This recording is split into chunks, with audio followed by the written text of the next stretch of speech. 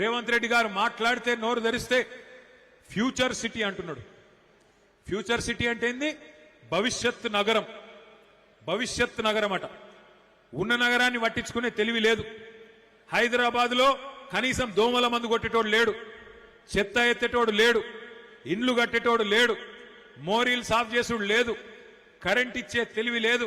ఇది ఏది లేదు గాని భవిష్యత్ నగరం నిర్మాణం చేస్తా, ఫ్యూచర్ సిటీ గడతా. ప్రజెంట్ సిటీని పట్టించుకునే తెలివి లేదు గాని ఫ్యూచర్ సిటీ గడతా అని చెప్పి పోజులు కొడితే మా ఆడబిడ్డలు అనుకుంటున్నారు అమ్మకు అన్నం పెట్టనోడు చిన్నమ్మకు బంగారు గాజులు చేయిస్తా అని చెప్పిండట. వెనకటికి ఎప్పుడు అమ్మకే అన్నం పెట్టాడు. ఉన్న నగరాన్ని పట్టించుకోడు మున్సిపల్ మంత్రి, ఆయననే ముఖ్యమంత్రి. ఒక మోరీ కట్టింది లేదు, ఒక ఇల్లు కట్టింది లేదు, కనీసం దోమల మందు కొట్టింది లేదు. కానీ ఫ్యూచర్ సిటీ కడతా, అది న్యూయార్క్ తోని లండన్ తోని పోటీ పడేటట్టు కడతా అంటే ఎవడు నమ్ముతారు? ఎట్లా నమ్ముతారు? ఆలోచించమని చెప్పి నేను కోరుతా ఉన్నా.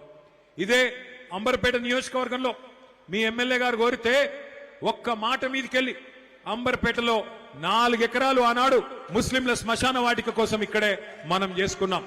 అదొకటే కాదు, కొన్ని వందల వేల కోట్ల రూపాయలు మీ అంబర్పేట నియోజకవర్గం కోసం, అది ఎస్టీపీల రూపంలో అయితేనేమి, అదేవిధంగా మంచినీళ్ల కోసం అయితేనేమి, ఇండ్ల కోసం అయితేనేమి, బ్రిడ్జిల కోసం అయితేనేమి బ్రహ్మాండంగా మంజూరు చేసుకున్నాం, ముందుకు పోయినాం.